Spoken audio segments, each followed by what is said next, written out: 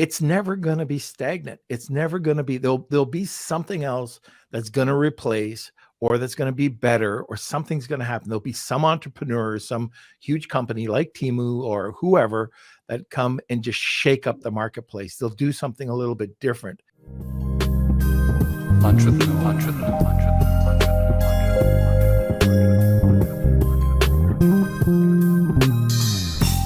Hey everyone, it's Norm Farrar, aka the Beard Guy here, and welcome to another Lunch with Norm, the e-commerce and Amazon FBA podcast. Today, we're going to be discussing the future of e-commerce, Amazon's AI revolution in 2023. We're going to be discussing about the world of Kevin King and what he's doing right now and what he's doing with AI. Some updates around the world. Let's try this again. Take two. Updates in the world of Amazon and what Kevin is excited about right now. So welcome to another Lunch with Norm, the e-commerce and Amazon FBA podcast. Okay, so like I said, well, just a second, important things first. I had to grab a cup of coffee. Okay, so like I said, today we're going to be discussing the future of e-commerce, Amazon's AI revolution in 2023. Our guest has been involved in internet marketing and e-commerce since 1995. He heard that I said 1997 and he tried to beat me. So anyways, 1995, he got it. He got one up on me. Anyways, we've got this thing going. You'll hear about it later. He sells millions of dollars of products on Amazon. He's also mentors tons of people. I think over $500 million in US on Amazon in his Freedom Ticket, which is on Helium 10 Elite if you sign up. He also organizes a really great event called the $1 Billion Seller Summit. And of course, I'm talking about my buddy, Kevin King. But before we get over to Kevin, let's go to a sponsor. This episode of Lunch with Norm is sponsored by VAA Philippines. Looking for a high-quality virtual assistant for your business? With the rigorous screening, intensive Amazon and Walmart training, and ongoing professional development, get the peace of mind with skilled and motivated virtual assistants for a long-term working relationship. Hire through VAA today, and now let's get back to the show. Let's sit back, relax, grab a cup of coffee, and I hope Kevin's using his Lunch with Norm coffee. Probably not, but welcome, Mr. King. Where? Come on. I got my Aggie. Your cup is too small. My cup runneth over if I use your cup, so I have to actually use a bigger cup. Otherwise, I got to get up and down, up and down. I guess I could put a little refrigerator right next to my desk, like you have.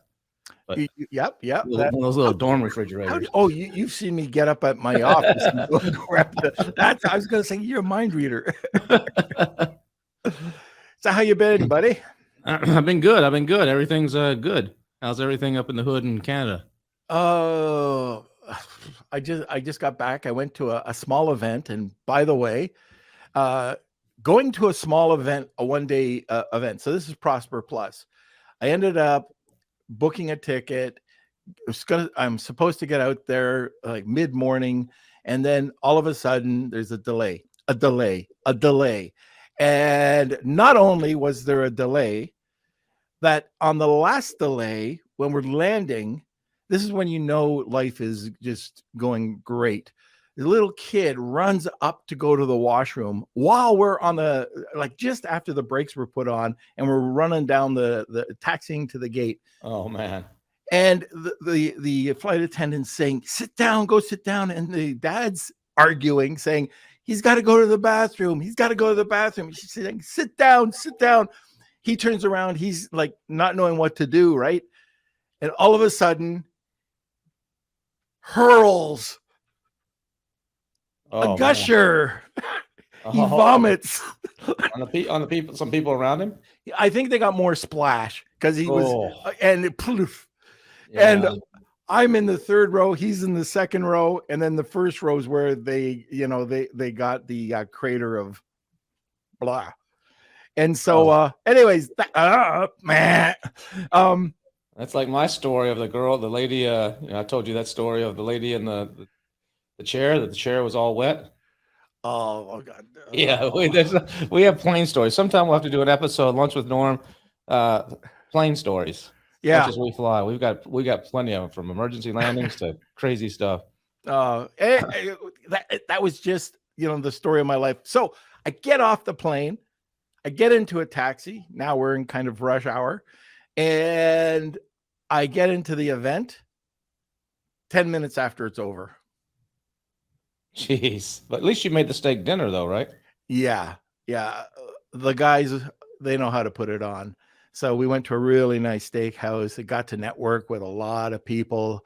And even though I wanted to go to the event, I'm going to say this again. I always say this, and I think Kevin agrees with. I know Kevin agrees with me. This is why we did CMS together. But it's the people, and being able to go out there. So I probably missed a lot, but I got to know a lot of people and just had some good times and met some people that would never have got to know before. So, even got to meet Shyla, who's over here, Ben Gross. And he was there, and there was just a bunch of people. It was good to see. But now let's get into what's happening with the world of Kevin King. Yeah, it's funny that you say that about meeting up with people, because just coincidentally, this the AMPM podcast that came out yesterday is about exactly about that, about about the importance of actually meeting with people and hanging out with people that are a step above you and everything. And it's a really good episode. That's the master of networking on there. Yeah, with Athena Severi. And no matter what, sometimes she may be misunderstood, I think, in this industry. And if you check that episode out, I think you may come away with a different perspective. And it's really, really good episode. I re-listened to it last night. It was recorded a couple months ago, but I listened to it again last night, and I was like, this is actually damn good. So, and it talks about a lot of the network, the importance of getting out there and being around other people in this industry that a lot of us don't do. Yeah. And I would highly encourage. It's not just a shameless plug for it. It's a really good episode that I'd highly encourage everybody to go check out, because it may give you some insight and some motivation. Yeah, she truly is a master of networking. Just I've seen her over the years, just how she gets people together. I went to her Titan workshop up here in Toronto, and man, she really does run a tight ship, and it's very interesting. But that you were just telling me about that just before getting onto the podcast, about how good that episode was. So I'm gonna hook around and listen to that as well. So it just came out yesterday. You're gonna listen to it when you're on the treadmill today, right? No, I told you I'm gonna be working out with my coffee.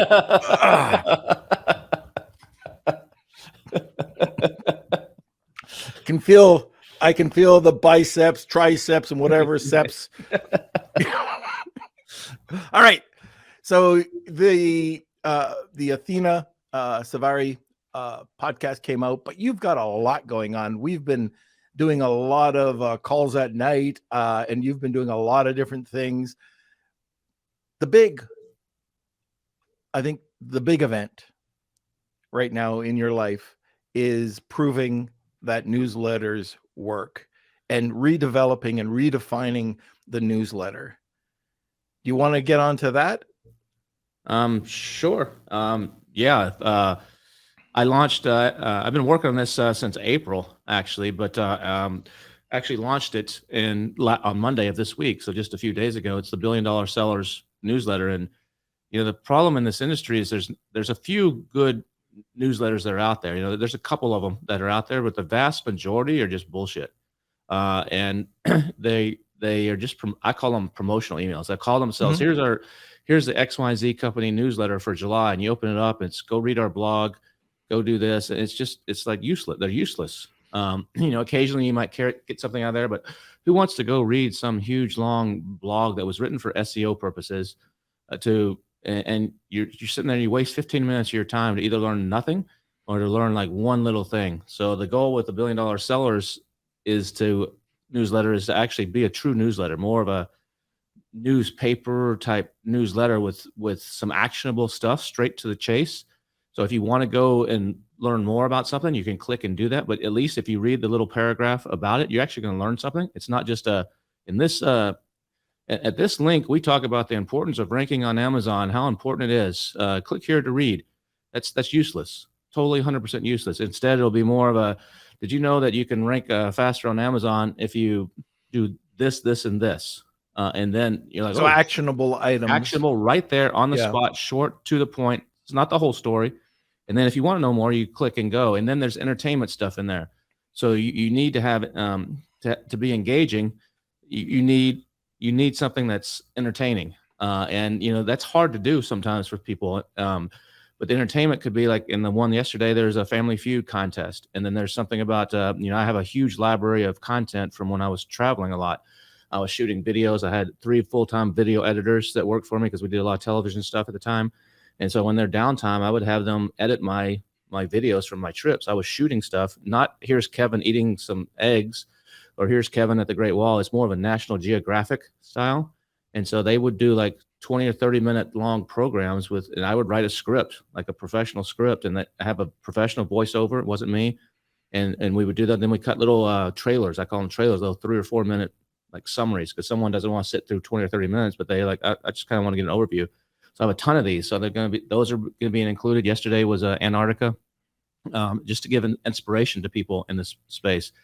And so then there's one on Monday and one on Thursday. They're slightly different formats. So you'll see the Monday has a kind of its unique format, and the Thursday has its unique format. There's a little bit of crossover, but it's trying to get them engaging too. So you're going to see stories from that I tie in either from my experiences or from other people's experiences to bring you into it. So the engagement. And I've had people like Bradley Sutton, he said, have you checked out my newsletter? And he's like, no, I really don't. I don't read newsletters.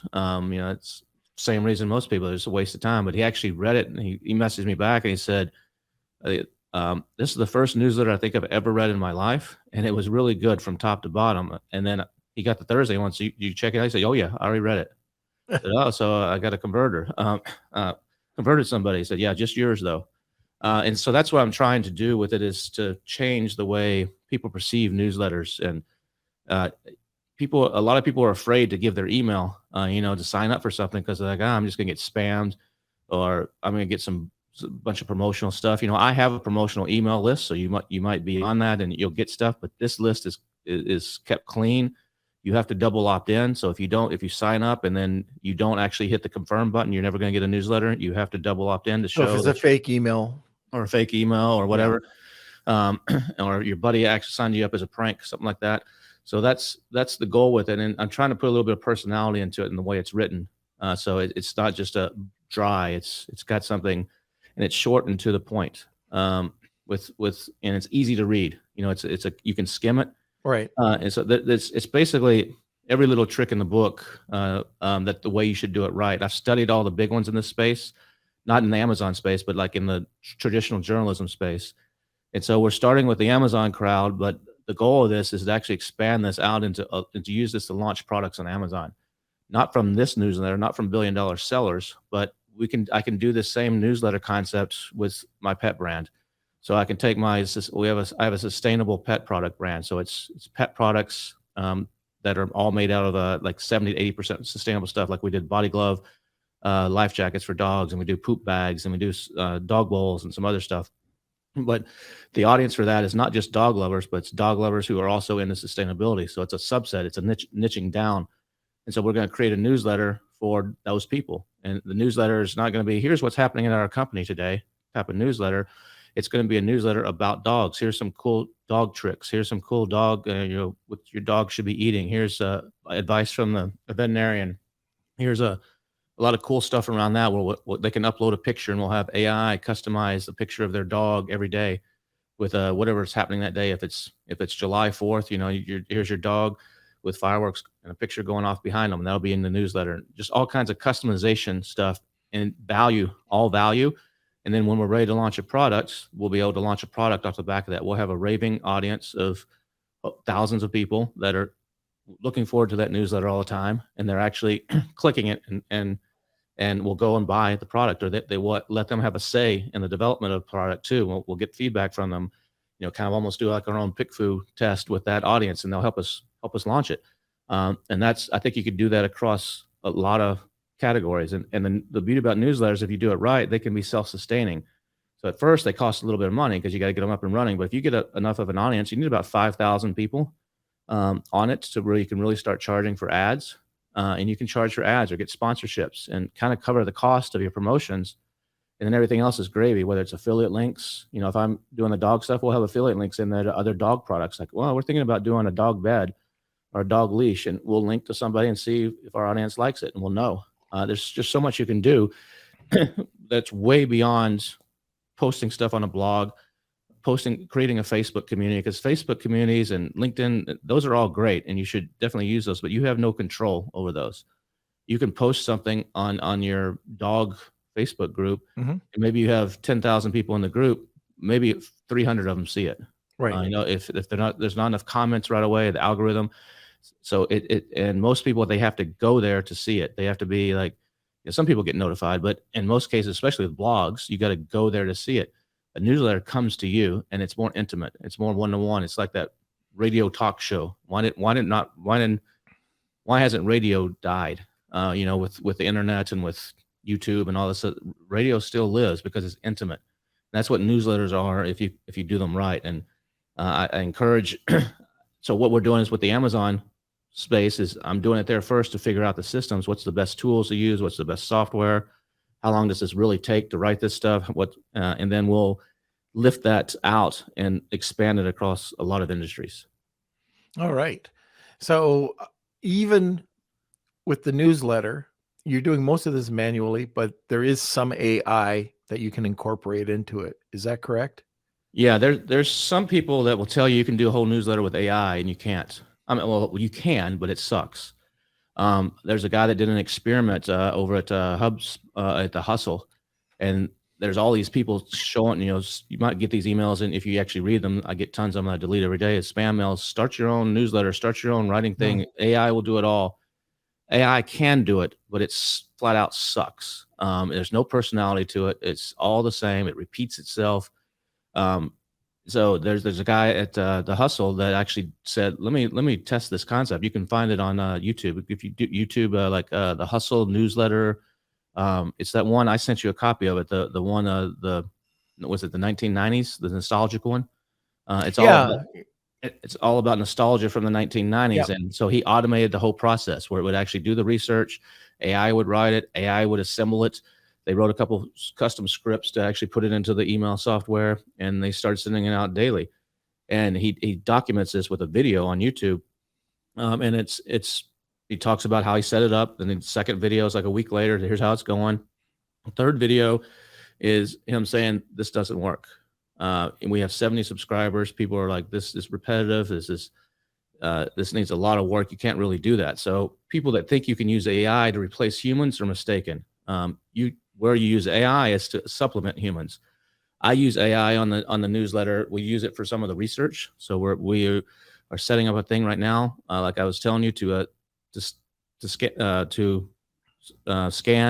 all the different podcasts that are out there, and we'll bring content in, and we can say, oh, this is good. We should dive deeper into this. We use it if I'm trying to brainstorm something. What's a good way to say something?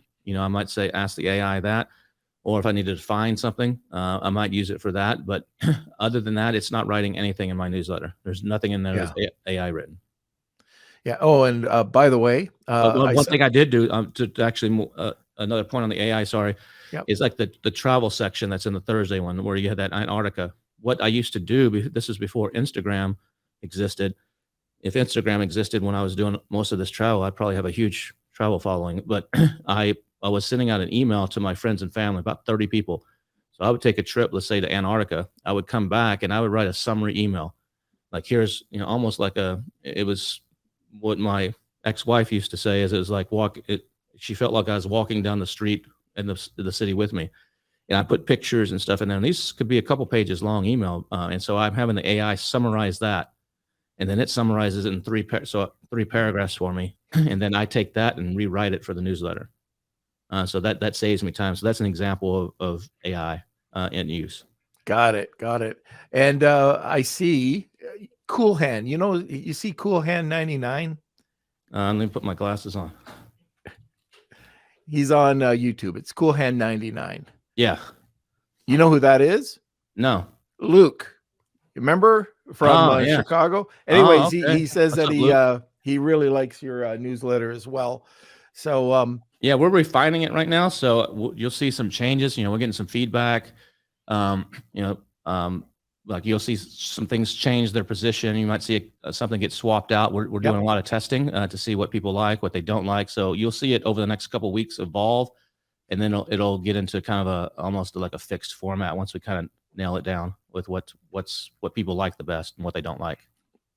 And not to stay on the topic, but one of the other things that I really liked about the newsletter was, and I don't know if you want me to say this, I think it's okay, but when you first sign up, you get that complimentary group of digital coupons. Yeah. Which there's a ton of them in there. So it completely value packed. You said, you told me to go and test it out. And when I did it, I thought, okay, I'll see a couple of coupons in there, but you did a good job with this coupon stack. I appreciate it. Yeah, I went out to a bunch of people and said, hey, give me an offer that's better than anything else that you're offering anywhere else. If you're giving someone else 25%, give me 30%. And the vast majority of them did it. And so there's about 25, 30 coupons in there from different people in the space. Yeah. And so, that's a really, you get that when you sign up for free. And then, and then you get other stuff like my hacks presentations. If you refer people, so you just refer one person to the newsletter, you get was it a 47 or 67 page document or something? I can't remember the exact number of pages, a lot of pages of hacks. And then if you refer a few more, you get something else. And if you refer, this will be posted. And most people don't realize this, but you can actually come to the event in Hawaii for free if by referring people next year. $6,000 ticket, absolutely free. Right. If you refer enough people. And so that stuff that'll come out be shown next week what the different levels are. You can go on the seller cruise for free. If you refer, I think it's 200 people, you can go on the seller cruise that you and I will be on in January for free. Yep. So there's a bunch of that kind of stuff. Okay, very good. All right, we're at the bottom of the hour. It doesn't feel like it feels like we've been talking 10 minutes, but we're at the bottom of the hour. And if you're new to listening to the podcast, we have a giveaway at the top of the hour called Wheel of Kelsey. And if you're interested in joining, that is hashtag Wheel of Kelsey. Tag 2 people, you get a second entry. Kevin, what are we doing today? Yeah, I'm gonna give away a $100 Amazon gift card. So I'll send it to you virtually. If you're outside the U.S. and you're like, I can't use Amazon, I can try to set up like a Visa debit card or something like that so that it's usable everywhere. But all you got to do is sign up for the $1BillionSellers.com newsletter. And then I don't know how Kelsey wants to do this, but just show a screenshot of your sign up. And if you've already signed up, you can just grab the one you've already signed up, and that'll get you an entry. And then if you refer somebody, there's a little link when you sign up. When you sign up, you'll get a confirmation email. You hit that confirmation, you'll get another welcome email, and then there's a link. And if you refer somebody, that'll double your entry. Okay. So we'll try this and see how it works. It might be a little bit complicated. I'm not sure, but why don't we do this? Yeah. Because we really never thought it through. This is like just a couple minutes before the podcast, but why don't we do the Wheel of Kelsey with this? Yeah. And then the person who wins, all they have to do is take a screenshot so they can sign up. And if they don't win, if they don't give us a screenshot to give to you, okay, that's easier. Yeah. Then what we'll do is we'll send you the next person.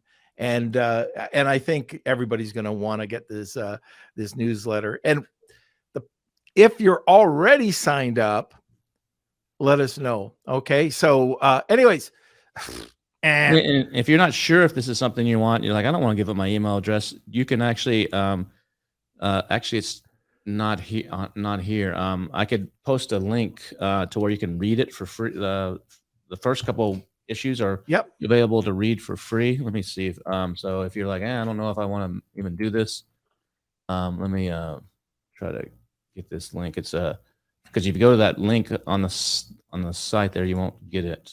That's just the sign up. But here you go. I can post here. Join the chat. Let's see. Yeah, you can just put it either in the private Connect. chat. Oh, I have to connect my whole YouTube account and everything? No, It's making me connect my Google account to be able to post in the chat? no, it's the private chat. Go to the private chat on the side. Okay. Oh, that was the comments. Okay. Yeah. All right, there we go. All right, perfect. Okay, so hashtag Wheel of Kelsey, tag 2 people, you get a second entry for the $100 Amazon gift card. Kelsey, finger on the button. Let's go to a sponsor. This episode of Lunch with Norm is sponsored by SureGo Marketing. Ready to take your brand to the next level on TikTok and Instagram? SureGo Marketing specializes in helping entrepreneurs and coaches build profitable brands on TikTok and Instagram, and in less than 90 days. With SureGo Marketing, you could build your brand, create incredible video content, and increase leads without spending a single dime on ad spend. Visit SureGoMarketing.com today and elevate your brand. Now, let's get back to the show. Okay, let's get to some fun stuff. Yeah, see, Tony posted something real quick. Did Sean say he had a 14 million person list in Chicago? That's amazing. That's not sellers. That's individual customers. That's not all his list. That's a combination from all his clients of like people who have bought on Amazon, because he helps people reach back out to them and stuff. So that's what that is. Right. And actually, by the way, did you see the post that Sean made going to the same event you had trouble getting to in New York, the Prosper Plus? He flew in there on I guess it was Wednesday, and he caught a cab from the airport over to the event place. Well, he said his cab driver was falling asleep. It was hilarious. Yeah, you saw that, and then so he took over driving the cab while she slept. Yeah, it was hilarious. Literally nodding off. Yeah, she was. He's got a video of this, and so he took over the driver. Didn't push. She was in the other seat. Yeah, she was in the passenger seat. She's nodding off. Yeah, and he drove himself with a New York City cab to his hotel. Yeah, unbelievable. Crazy. Okay. But anyway, back on. Let's give these guys some substance. There you go. Okay, one anyway for Kevin, one for Kelsey, and I think 3 or 4 for me right now. All right, so let's talk AI. Let's have some fun.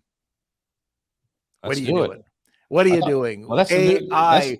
Where can you see right now for anybody who's not working? Let's start at the basics. Anybody who's not on AI as a Amazon seller, as an e-commerce seller, what do you think, or where do you think they should start?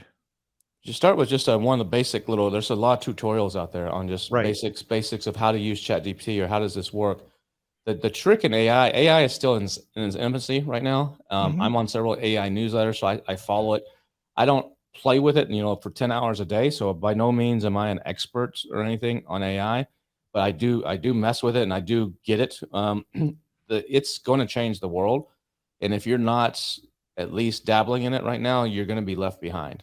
And it's super powerful. I equate it. It's like the internet in 1995. Before Google existed, before anything existed. OpenAI is the dominant, and ChatGPT, which is ChatGPT's their public-facing part of OpenAI. That's the dominant player right now, but they may last as a dominant player, or they may be like Yahoo. If you remember, Norm, Yahoo was the big player in search back in the 90s. And they ruled search. Like 90% of all search went through Yahoo, and then along comes Google and just upended the whole thing. And so that's where we're at now. Is I don't know if ChatGPT is going to be the dominant. There's several others. There's lots of large language models, LLMs, that are out there that are being developed. Some for nefarious reasons. There's one on the dark web where it's how to scam people. It's an AI for scamming people. It helps scammers write emails to scam people and stuff. There's legitimate ones that can do a lot of stuff, but where you do it a lot with it is if you're a big seller and you got all your own processes. I mean, one of the big use cases now, everybody uses it to help them write listings, to help them maybe analyze reviews. Those are some of the bare bones use cases, and you should be probably messing with that. But like if you're a bigger seller, a really good use case is to take your whole internal documentation, all your how to answer customer service questions, all your questions about all your products. Create your own AI. There's tools that will actually create your own AI offline that will automatically read everything that you've written. It can read every single customer service email that you've written. You can dump them in there, those responses, the right responses. It could dump your FAQs, it can read your website, can read all your user manuals, if you have, those in PDFs or whatever, and create this massive database of just your stuff that can either be queried by customers online, and they can go on your website and ask, how do I install the right panel on this desk? What type of screw is it? And they'll answer it, boom, right there. Or your customer service people can use it, and you just update it as something new comes out. That's a really good use case for an e-commerce seller right now. For analyzing complex data, a lot of people are using it on the PPC side because it can analyze a lot of these complex brand analytics reports and stuff in a way that's you either might not know how to do because you don't know how to do pivot tables and all that kind of stuff, or just don't want to mess with learning. It can do all that stuff for you in layman's language pretty easily. That's another big use case. I don't think it's gonna supplement. It's gonna replace some jobs out there, but it's also gonna make people a lot more productive. It's just like when the automobile came out. People said, "Oh, well, there goes the horse and buggy. We're screwed." Yeah, there goes the horse and buggy, but the automobile changed the world, and people adapted. People will adapt to this. So people that lose their jobs, they'll adapt. But it's not going to be as huge a deal as what a lot of people say. As an Amazon seller, where it's actually hurting us. And I was just on a call yesterday with David. Remember David from $1 Billion Seller Summit? David Do? Yeah, David Do. He was talking about on a call. I was on a call with him yesterday, and he was talking about all the ways what's happening in China as from the Chinese seller point of view right now, and it's pretty interesting stuff. And one of the things that he said is that AI has leveled the playing field for Chinese sellers against Westerners, because now they can use AI to write better listings, write better copy, to do better keyword research and understand the culture and stuff better. He said Westerners still have a few advantages. There's some things we can still do better than them. He said that they're eating that up right now. There's an entire today, right now, there's an AI conference for Amazon sellers specifically with 30,500 people at it in Shenzhen, China today. And so and they share over there, unlike in the United States where people keep things closer to their vest. Yep. I don't want to show this tactic unless you're in my special mastermind group. Or in China, they're like, let's help each other out. We all gain. They don't hold stuff back. So I would love to get a translation of that conference, because it's probably cutting edge. Like one of the things he said that was interesting too, and I may have a summary of some of this in my newsletter next week with a little bit more than what I'm telling you here. But he said there's 200,000 companies that sell in China on Amazon. Some of those companies have as many as 6,000 employees that are selling on Amazon. And he says nobody knows the exact number, but he thinks it's between 2 and 3 million people are involved in selling on Amazon in China. Wow. That's that they either they own the company, they work for the company, they're involved in some level. And one of the things that he said that's interesting too is that there's recently, especially with AI, there's been a group of agencies that have popped up. We have PPC agencies here like Destiny's, and there's lots of good PPC agencies that help you do PPC. They have that in China too, but they also have agencies that help mess with your PPC. So there's entire agencies, like huge, a lot of them, that you go to them and you say, this is my competitor, these are their ASINs, go fuck with them. And they go and they jack up your PPC, and they have ways, and they're using AI and some other techniques. So it goes undetected, they say, by Amazon. Amazon has anti-fraud stuff in, but what it's doing is it will drive up your PPC cost to drive you out of the market. And they're doing that. They're specializing in that right now. That's crazy. And one of the things he said too is he said, look out for Temu. Temu has just expanded into the U.S. Did a big splash at the Super Bowl this year in the U.S. He said they are taking over the lower end products on Amazon. He said anything sub $20, hitting his belief, the vast majority of that's going to shift to Temu over the next few years. And Amazon, it's because on Amazon it's so competitive, and PPC costs are being driven up so much that there's just no margin left on those cheaper products for a lot of people. And it's his opinion that in the next few years, you'll see Temu. They're not going to disappear on Amazon, but you'll see Temu be the dominant player, and people in their mind, I want something cheap. I'm going to go to Temu because I can get it instead of paying $19.95 on Amazon. I can get it for $3 on Temu with free shipping if I order $50 or more of stuff. Because the way that's working is it's the factories dealing directly with Temu. In most cases, the factories are selling directly to Temu, and then Temu warehouses it in a warehouse in Guangzhou or Shenzhen or wherever in China. Then as soon as you get a bunch of stuff together, you get an order of 10 different items, mostly all lightweight stuff. Then they ship it together, so they get the cost savings there. So that's how they can ship it for free, and they're using the U.S. mails. E-packets. E-packets that go into Huntsville, Alabama. There's a huge airport in Huntsville, Alabama that processes most of those, and they have a special arrangement with the U.S. government where it's cheaper to send something from China to a U.S. residence than it is for me to send something to my neighbor across the street. It's ridiculous. It's supplemented by the Chinese and U.S. government, so they have all these advantages.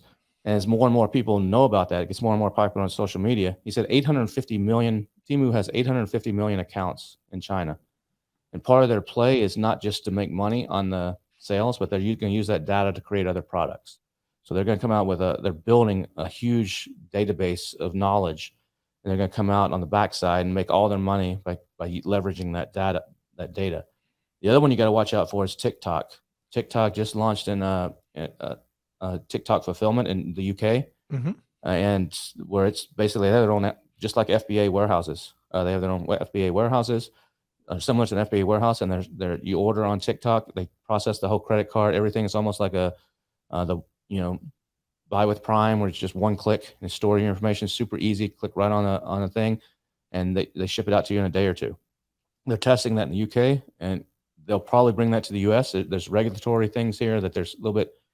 They want to see how that shakes out. Where the US government's threatening to ban TikTok or whatever. I don't think that'll ever happen, but they at some point they will make that investment and come to the U.S. and other big markets. And they already do it. And like I said, in UK, it's the first Western market where I'm doing it. And I think that is going to be a major thing where, instead of Shopify, if people are looking to get off of Amazon, where should we be going? You might be wanting to think about, you can't really go to Temu because that's factories mostly. But you can go to TikTok, and TikTok may be, I know you do a lot with Walmart, but it may be TikTok, Walmart, and Amazon are the three places you should be first, and then Shopify might be fourth. But Shopify, the problem is you have to drive the traffic versus the other three. They have the traffic bringing it to you. Kevin, TikTok, by the way, is coming on the podcast. TikTok Shop. We got to meet them over at SellerCon, and we're just arranging that right now. But we've had TikTok eCommerce, two ladies from Canada on here who are working quite closely with trying to bring out more and more of the e-com solution. But just at that event that I was in New York City at Prosper Plus, 3 people asked me about TikTok Shop. So the word is spreading about TikTok, and that's another marketplace. And the other thing is, if you think back, probably 15 years ago, I remember talking to my dad, and he was, and we were talking about Walmart and this massive company, this massive retailer, that how can you beat a Walmart? And it would never happen. And then all of a sudden, there's Amazon. And, I see myself having that same conversation with my dad, and it's never going to be stagnant. It's never going to be, there'll be something else that's going to replace, or that's going to be better, or something's going to happen. There'll be some entrepreneur, some huge company like Temu or whoever that come and just shake up the marketplace. They'll do something a little bit different. So it doesn't mean that Amazon is going to go down the tubes. They're going to have competitors. Walmart right now is vying for that. They're trying to do things differently in a better way, that people will, shop on the Walmart marketplace rather than going over to Amazon. It's not going to ever replace Amazon, I don't think, but these marketplaces are going to be coming at the marketplace very hard. Just remember, the world's flat. If you're going to have if Timu's doing it, then there'll be a place in India that's doing it, and then you're going to see a bunch of these marketplaces like that start to pop up. Yeah, yeah. Amazon's not going to go away, but it's going to No. evolve. It's going to evolve and change. Amazon's still going to be the best place, I think, but it's going to evolve and change for sure. Okay, so next steps in AI. What are you doing? Where are you spending your time with AI right now? Well, I'm usually, like I mentioned, to help brainstorm and to help do some of the dirty work on the newsletter. Mhm. And I think a great opportunity right now is for product testing. Amy Weiss has shown this quite a bit in some of her stuff, where and I think Brandon Young is talking about this a little bit now too, where you're actually using AI to create product prototypes. Right. So if you have an idea for a new dog bowl, instead of you do your research, you maybe use AI to analyze reviews, and you see what the pain points are, what people are not fixing. You're like, all right, I'm gonna create a new one. In the old days, you would create a new one and go to the factory and make it and put it out and see if people would buy it.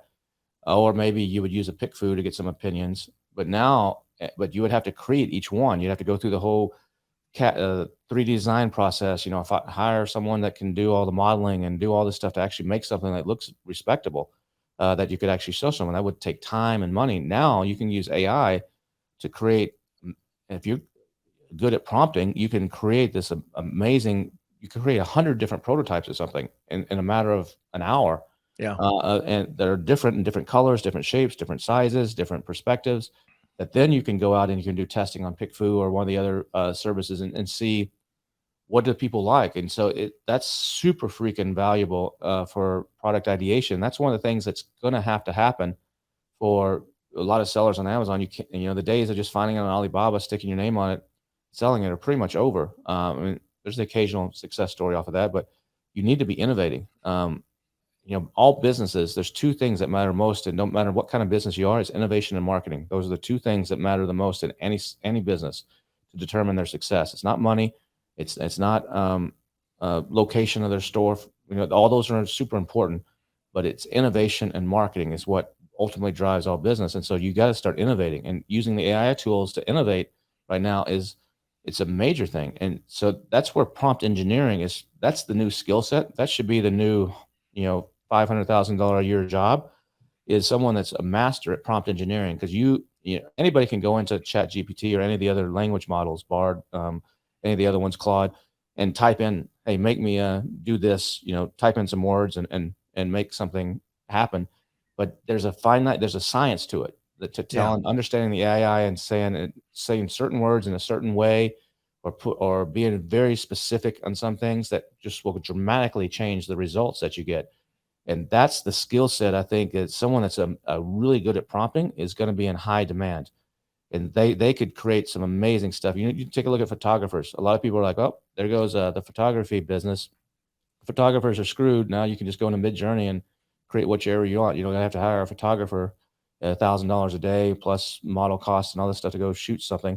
You can now do it. And some of that is true, but the photographers are not scared of this, and the artists are not scared of this AI. They're like, this is badass. I understand apertures. I understand focal lengths. I understand lenses.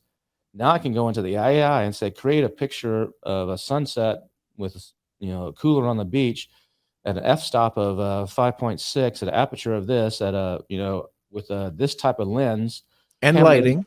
and this type of lighting and whatever it is. And boom, it's the perfect picture. Yeah. We take, they're like, this is freaking cool.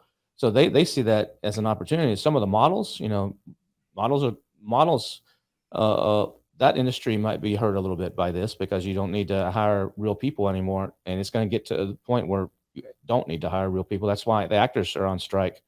That's what's going on. Part of the big negotiations in Hollywood right now is AI, and the rights around that, and being able to create an entire movie, without actually ever paying Tom Cruise, just by using stock stuff that you have and recreating it.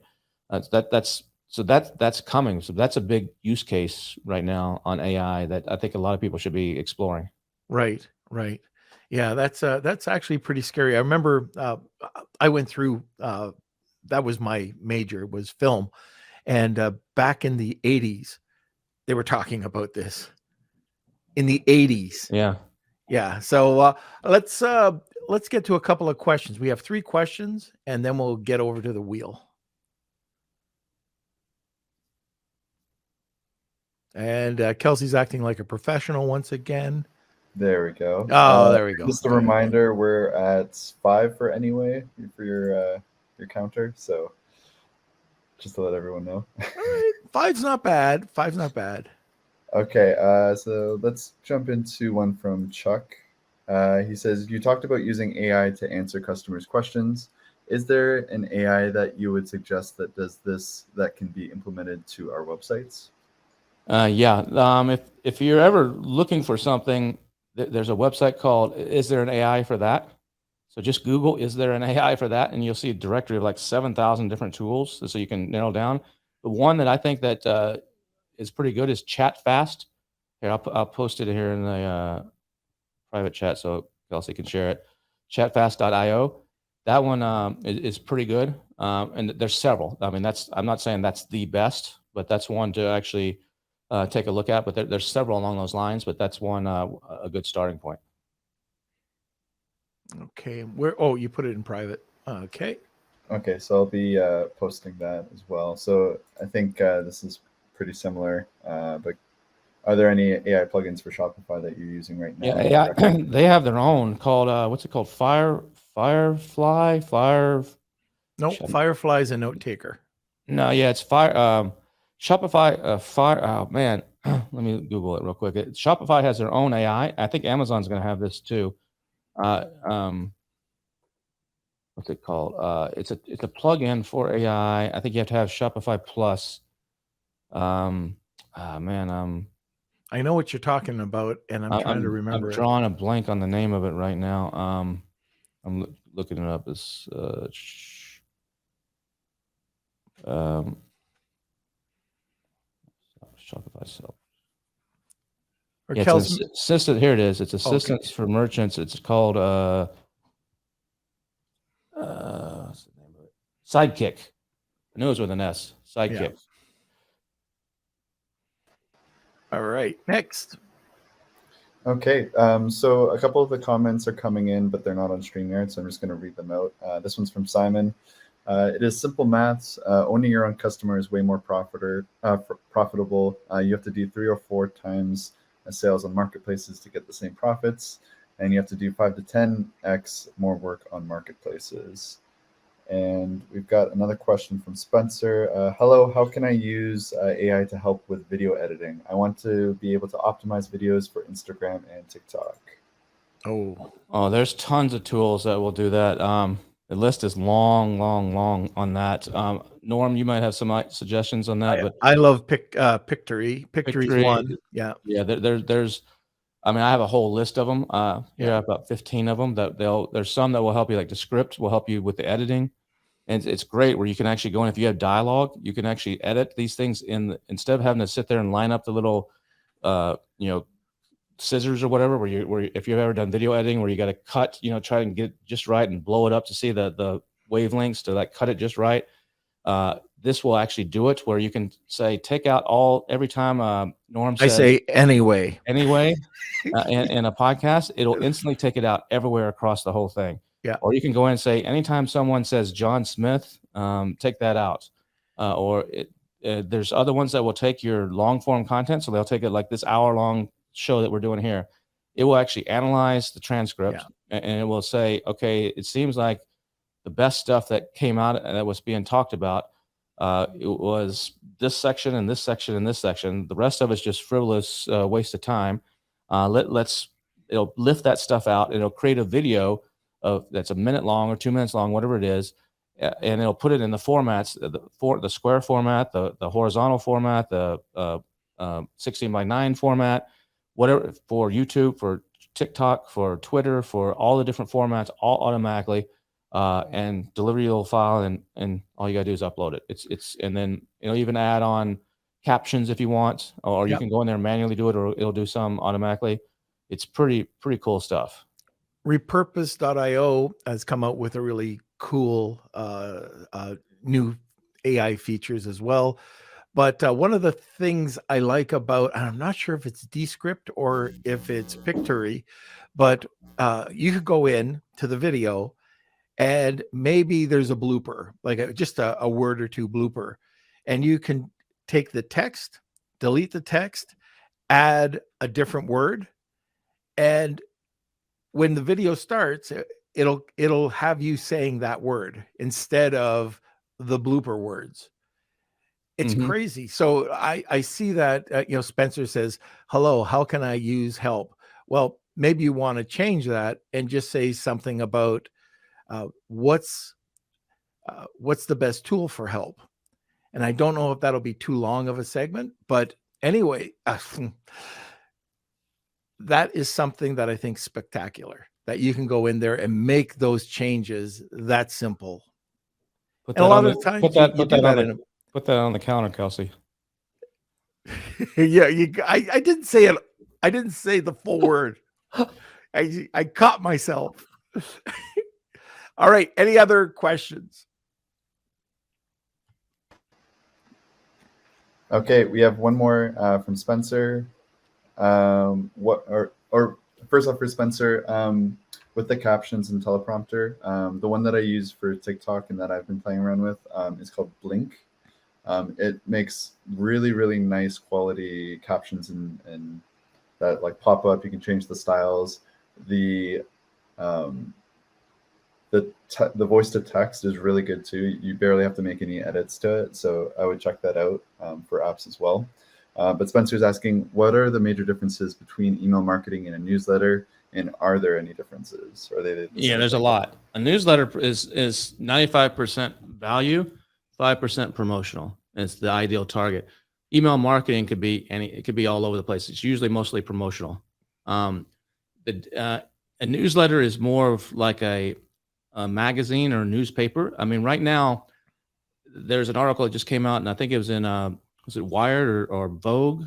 Or no, one Vogue, Wired or or Wall Street Journal, that actually basically said that, in 20 years ago, women would get all their fashion advice from Vogue and McLean, whatever all those women's magazines that you buy on the newsstand. That here's the latest fashion trends and latest styles and whatever.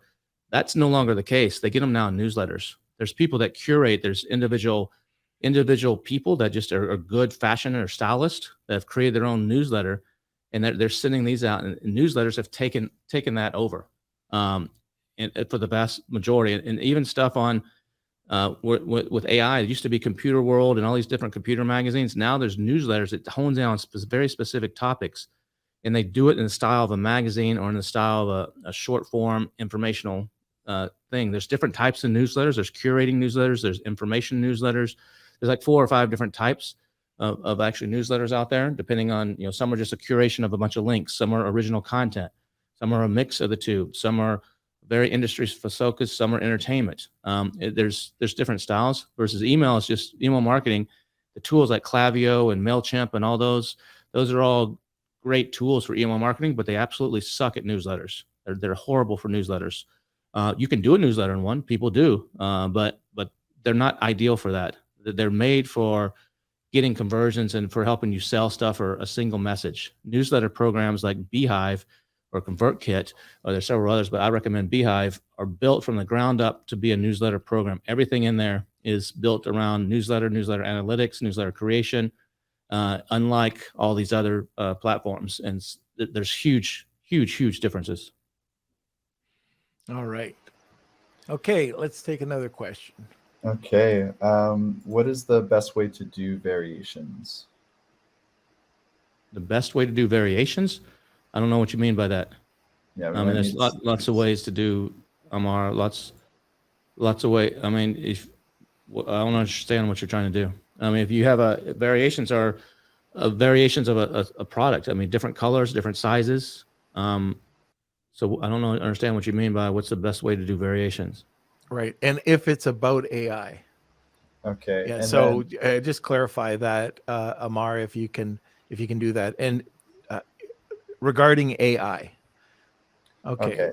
And we've got one more question from Ben. This looks like it's the last one. What's a good AI to define a customer avatar and reviews based on variations? Well, I guess, Ben, you weren't at eCom Chicago to see Norm's presentation, and you didn't read the $1 billion sellers newsletter yesterday, because there's an exact prompt to use to create a customer avatar, right there, to create your customer avatar. And as far as, but you want to incorporate the reviews based on variations, you could take that prompt that was in yesterday's newsletter that Norm originally shared at eCom Summit in Chicago, and go in and use, if you're familiar with ChatGPT, go in and use the what's it called, the internal thing that you always use, Norm, drawing a blank on the name, the where you can actually upload your content and have it analyze that. Code interpreter. That's the name. Yeah, thank you. I'm just drawing a blank. The code interpreter, where you can use code interpreter, which is technically still in beta on ChatGPT, but if you turn that on, then you can actually ask that question that was in the newsletter, use that prompt, and then also bring in your reviews for all your variations.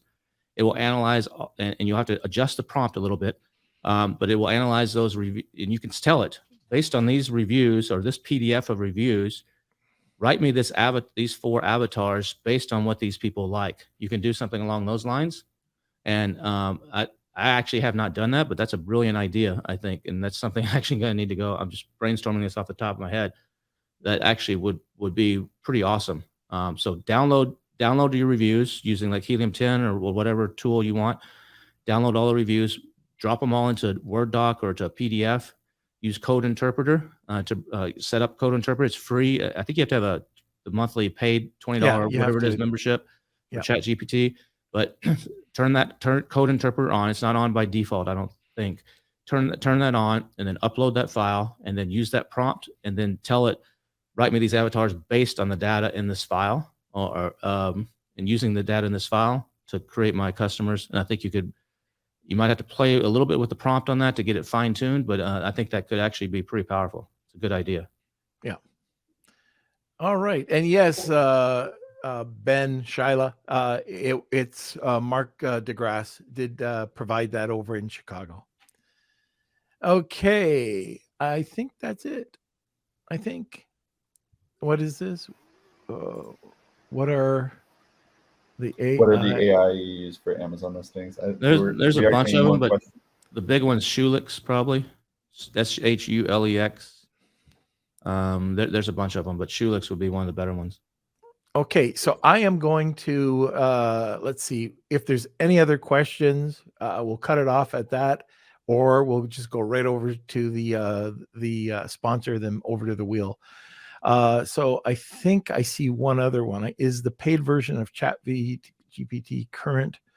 No, it's not. It's still to 2021 for ChatGPT, but there's plugins and there's ways to bring it current now. And if you don't want to use ChatGPT, some of the Google and Microsoft tools actually have more current information. Right. Yeah. Okay. So that is it. Let's go over to let's go over to a sponsor, then we'll head over to the Wheel of Kelsey. This episode of Lunch with Norm is sponsored by Rebate.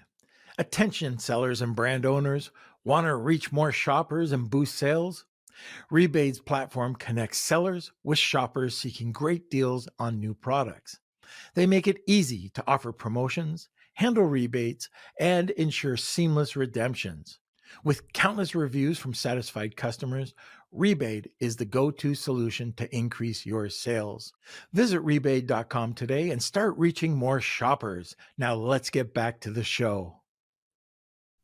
All right, one thing I forgot to ask about, and I know this is just something that we're starting to see, a little bit of rumbling about BDSS Hawaii.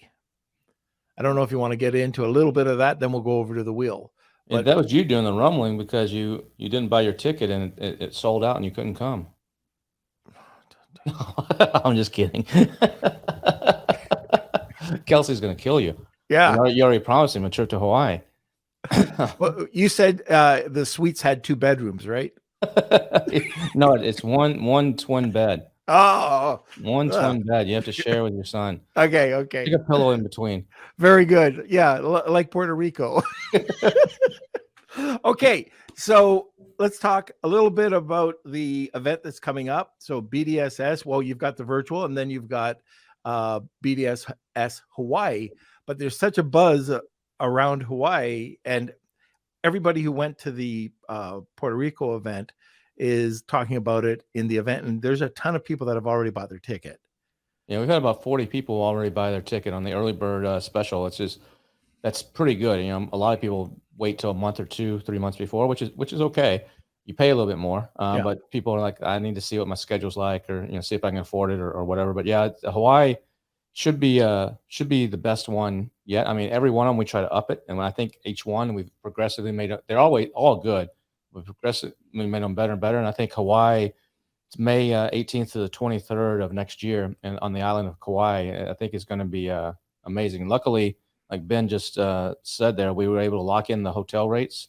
The hotel we're at, if you go look at it right now, I think they're charging $700 a night.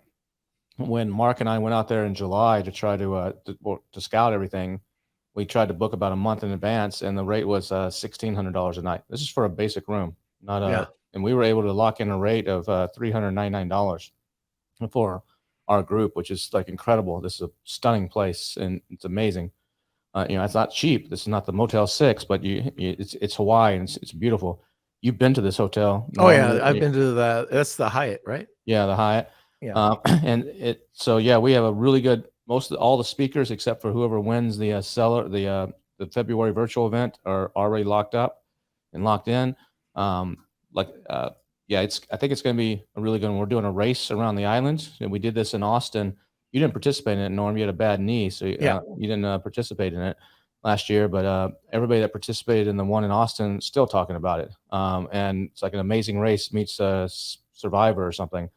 And we're doing that in Hawaii. So a lot of times, you go to an event and all you see is the event hotel, or maybe you go to a restaurant one night with some people. But this way, you're going to get to, you go to all the way to Hawaii, you want to see the freaking island. So this is going to be a great way for everybody to see the entire island. We have Avis rental cars, like 25 of them rented. So there'll be a driver and 3 other people in the car, and you'll get a set of clues, and you got to go all over the island. But as you're going, I mean, you've been to Kauai. It's beautiful. Everywhere you go, you don't want to be taking a nap. You're going to be looking out the window going, every corner you turn around, you're like, holy cow, that's pretty. Oh, wow, look at that. And it's so diverse there, from deserts and a Grand Canyon, like a miniature Grand Canyon, to just lush tropics, waterfalls that are 10,000 feet high. It's just not 10,000. I'm exaggerating on that, but super high. It's the Jurassic Park Island. It's a beautiful, beautiful place. And then we're adding this year something to the end of it that's an option called Level Up. And so people that want to stay from the 23rd to the 26th, we're switching hotels. So we're going from the South Shore to the North Shore to Hanalei Bay to a hotel called The One, which is a sustainability chain. Yep. High-end sustainability chain. I think that's where the event was in Toronto. In Toronto, a beautiful hotel. Yeah, there's one. They just did a $300 million renovation on one to make one in Kauai, and we're going there.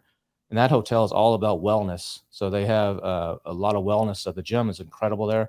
They have the cryo chamber in the gym. We're incorporating a lot of wellness stuff. So like hot yoga and sound therapy and cryotherapy and a bunch of massage and a whole bunch of other cool stuff, along with 6 presentations. And the presentation, only one of them is about Amazon. The other 5 are either higher level marketing it's called Level Up, higher level marketing, or they have to do with mind and body, like next level stuff for specifically for entrepreneurs, about taking care of yourself and doing things right. So I don't expect everybody to do that.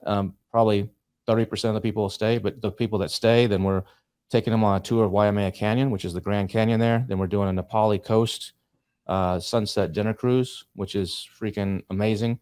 Along this Nepali Coast is where all these mountains come right up to the edge of the ocean, and it's just stunningly beautiful. Actually, we were there back in 2018, and one of our assistants, she was a photographer by trade. She took a picture on the Nepali Coast cruise, submitted it to an art contest, a photography contest, and won first place. That's how pretty this is. So it's great content, great people, Great scenery. It's going to be amazing times. All right. And to sign up for that, you would just go to $1 Billion Seller Summit, correct? Right. Yeah. Just add the word summit to what you saw on the screen there. Yeah. $1BillionSellerSummit.com is the word. Okay. And just, I don't make anything off of this. I go to these events. I've only missed one event, and I consistently say that this event is awesome. The networking, the type of people that you're going to meet, but Kevin makes this into it's not just a place to go and listen to speakers. It really is experiential, and that's what we're doing with Collective Mind Society too. But what you're doing with this, you're always leveling it up. You're always one higher than what I see out there. So I'm not even describing this right, but anybody who's ever been to a BDSS event, it's a bit more expensive than some of these other events out there, but you get what you pay for. Okay, so let's go over to the Wheel of Kelsey. It's time for the Wheel of Kelsey.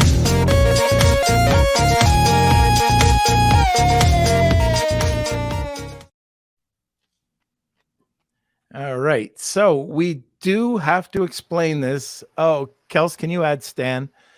We do have to explain this one more time. It's a little bit different. So if you win, to get the $100 Amazon gift certificate, all you have to do is sign up for the newsletter, which you've got it here. It's the $1 Billion Seller newsletter, right? So it's $1 Billion. It's $1BillionSeller.com. And once you show us that you've got the registration afterwards, we'll get that information over to you and get you the $100 gift certificate. You see Stan's in there twice. Is that correct? Stan's in there twice. One white and one orange. Yeah, some of the names are doubled. There's different Stans. Yeah, let me see. Yeah, he's only got to tag 2 people for an extra entry. Oh, and Neil's not in there either. Yeah, I just added Neil. Drip Fit's in there twice. That's oh good. Yeah, because they get if it's hashtag Wheel of Kelsey, tag 2 people, you get a second entry. Oh, okay. All right, cool. Yeah. Okay, so let's do this. All right, here we go. So please email me, kate@lunchwithnorm.com, and make sure you screenshot if you are the winner. We've got Chuck. All right. And you met Chuck in Chicago, by the way. Congratulations, Chuck. Okay, so Chuck, sign up for the newsletter and just send us a screenshot and we'll get that $100 gift certificate over to you. All right. That's it. You're off the hook. I'm off the hook. Yeah. I can go play now. You can go play now. I can go out and play. Yeah, I'll let you. Okay. Well, Mr. King, thanks for coming on. You are now the most, you have more, actually you have 2 more visits onto this podcast than anybody else. Oh, really? Yeah, there you go. All right. It's always a blast to sit here and talk with you, Norm and Kelsey. It's always a lot of fun. Time just flies. It does. Tempus fugit, as they say. Okay, so and also congrats for being named one of the top podcasts. Now, there's a LinkedIn post that came out yesterday. This fellow that used to work at Amazon says he learns more off a podcast than he ever did working at Amazon about selling on Amazon and how it works. And so he listed his top 10. He's like, these are the 10 podcasts, because there's about 65 of them out there in the Amazon space. And he listed the top 10 that he recommends. And Lunch with Norm was right there. So congratulations to you and Kelsey. Thank you. And you were mentioned as well. I was, yes. For the AM PM podcast. So, and again, the podcast that just came out yesterday is highly recommended that you listen to. So, and that's with Athena Savari on it, talking about networking. Okay. So thank you, sir. Want more great information? Don't forget to subscribe by clicking here. Also, if you want to check out our latest podcasts, click over here. Lunch with Norm.